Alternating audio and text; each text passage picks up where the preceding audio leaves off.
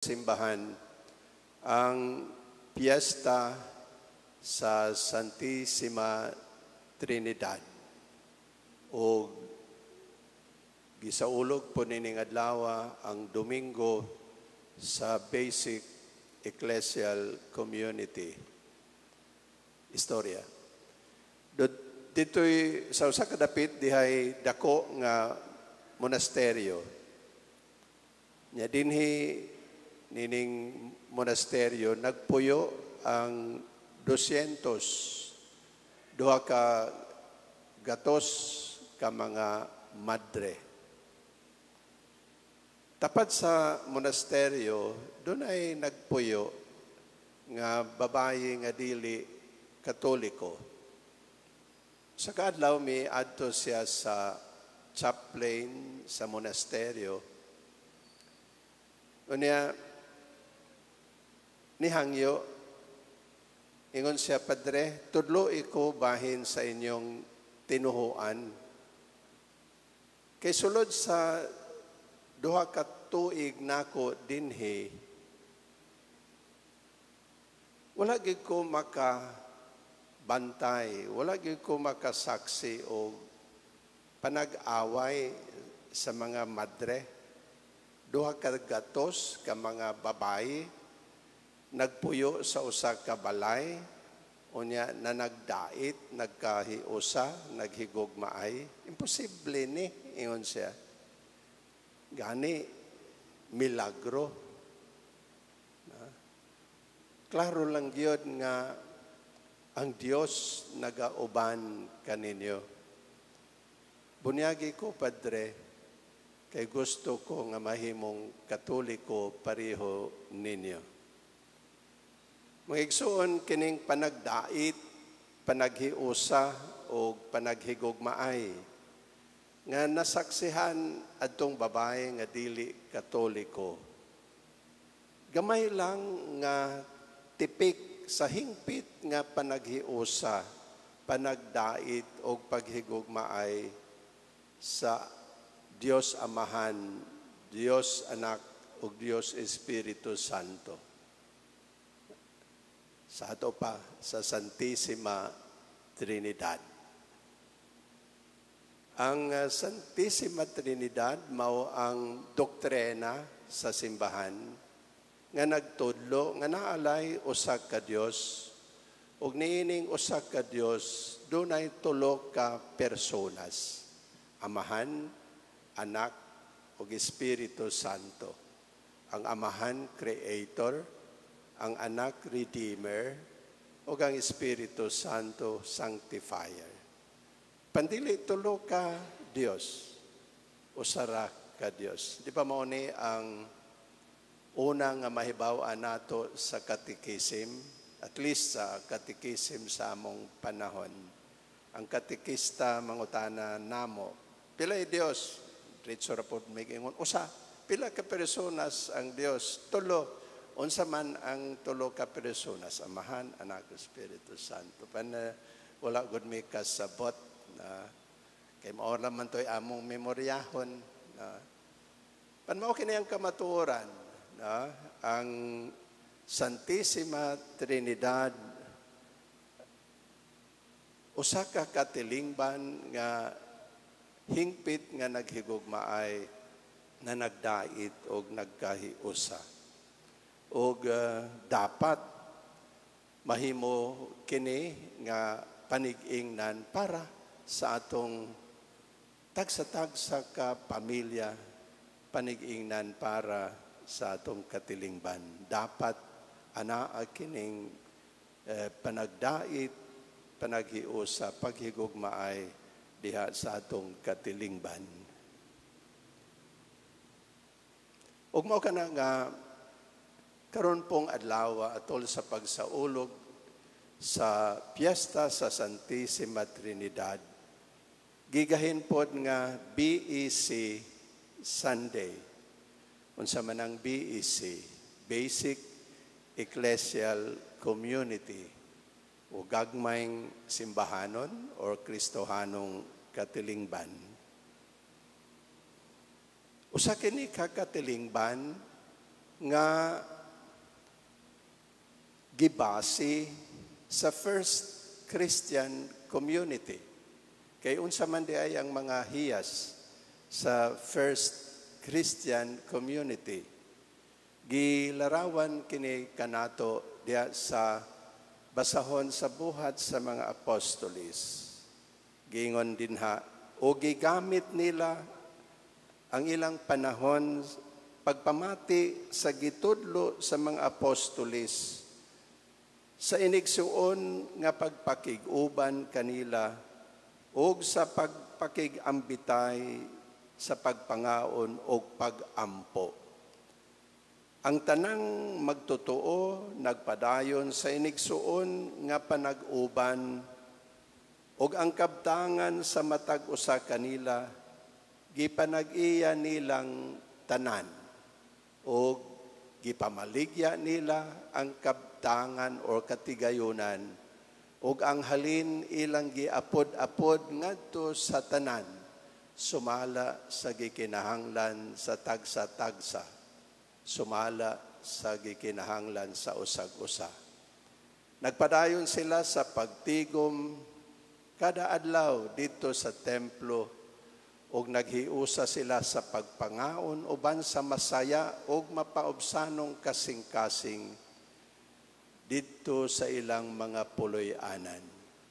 Gidayeg nila ang Dios ug gikahimot-an sila sa katawhan ug sa matag adlaw. Gidugangan sa Ginoo ang ilang pundok ug mga tao nga nangaluwas. Mao kini ang kahimtang sa first Christian community. Ug mao ni ang damgo nato nga mahitabo sa atong katilingban. Ug usa ka epektibo nga pag-agi, pagkabot niini mao ang pagporma og BEC. Si Bishop Lagdameo katong atong kanhi obispo nag-ingon, if the parishioners of the big parish want to become fully church, living their Christian life more intensely and relationing to one another in a more intimate and personal way, then they must form in smaller communities. Ang BEC gamay lang. Gamay nga grupo sa managsilingan, mga polo, kamanagsilingan, managtagbo kada adlaw, kada semana rather, once a week. Maminaw sila sa pulong sa Dios, mamalandong niini, o i-apply sa ilang kaugalingong kinabuhi. Maghiusa sila sa pag-ampo ug maghisgot sila sa kahimtang sa tagsa-tagsa ug maghimo og mga lakang kung unsang paagi nga matabangan ang usa ka sakop nga nagkinahanglan. Mao na ang mahitabo diya sa BEC weekly prayer meeting. Ug unsay epekto? Mao ni ang sharing sa uban nga nasakop sa BEC. Mao ni ang ilang observation. Mas aware na sila, mas nahibalo na sila sa mga programa o mga kalihukan sa simbahan. Og tungod niini daghan na ang miapil sa mga kalihukan sa simbahan. Nakaamgo na sila nga ang simbahan dili radi ay kanang building, apan ang simbahan pundok di ay kini sa mga magtotoo. Ang santos nga misa mas meaningful na kaayo para nila. Mitubo ang ilang kahibalo sa Dios. Masuod na sila sa Ginoo. Unya ang ilang pagkasuod sa Ginoo naghimo nila nga suod na pod sa ilang isig katao. Mila sila sa kabililhon sa Biblia, sa pulong sa Dios, diha sa pagpalambo sa ilang espirituhanon nga kinabuhi. Ang BEC nakahatag og kausaban og kabag-uhan sa kinabuhi sa kadaghanan. Ang BEC nakalig-on sa relasyon sa matag usa diha sa pamilya o sa katilingban. Pagkanindot ang epekto sa BEC. Ug mao kana nga atong mahal nga obispo karon si Bishop Julito Cortez sugo gyud nga palambuon, tukuron og palambuon gyud ang BEC sa matag parokya sa tibuok diocese sa Dumaguete. Sa kahigayon dito sa Cebu, gihimo ang tulo ka adlaw nga National Assembly sa Basic Ecclesial Community. Sa misa sa katapusang adlaw sa assembly, ipamalandungan nila sa mga participants ang mga pulong sa Ginoo ngadto kang propeta Hagay. Diin nag-ingon, "Now the time has come to rebuild the house of the Lord." Sa ato pa karon miabot na ang panahon nga tukuron pag-usab ang balay sa Ginoo. Kining mga pulong sa Ginoo nagpahinomdom sa mga participants o kanatong tanan karon sa buluhaton nga gihatag kanato sa Ginoo. Ang pagtrabaho aron pagbag-o o pag-usab sa dagway sa atong katilingban. Mao biya ni ang sugo ni Jesus diha sa ebanghelyo karon, panglakaw kamo ngadto sa tanang katawhan sa tibuok kalibutan ug himua sila nga akong mga tinun-an. Himua silang akong mga tinun-an. Ang gipasabot din himao nga gikinahanglan nga kitang tanan nga mga sakop sa simbahan umulon aron mahimo kitang tinuod gyud nga mga tinun-an ni Kristo. Dili lang kutob sa pulong, apan diha gyud sa buhat mapakita nato nga kita tinuod nga tinun-an ni Kristo. Kana may dili tinuod nga mga tinun-an. Dunay istorya si Bishop Lito karong bag-o dito siya sa Canada. Iyahang nakatagbo ang obispo dito, niya daghan mang mga Pilipino dito sa Canada. Yang gipangumusta ang obispo, "Bishop, how are our Filipino Catholics here?" Ingon ang iyang obispo niya nga, "Well, they are serious about their faith, but they are not taking seriously their faith. They are serious about their faith, but they are not taking seriously about their faith." Ang puti ay pasabot nga, sige, hinimbahon, no? Piyesta sa mga santos sa Pilipinas, magpiyesta po sila, magprosesyon, magbangkite. Apan, kung bahin na gani sa mga programa, seminars, retreats, imbitahon na gani og mga seminar, recollections, retreats, dili tapulan mang apil. They're not concerned about deepening their faith or growing in the faith. Kutob lang sa mga sa simba, prosesyon, bangkite, kung magpiesta.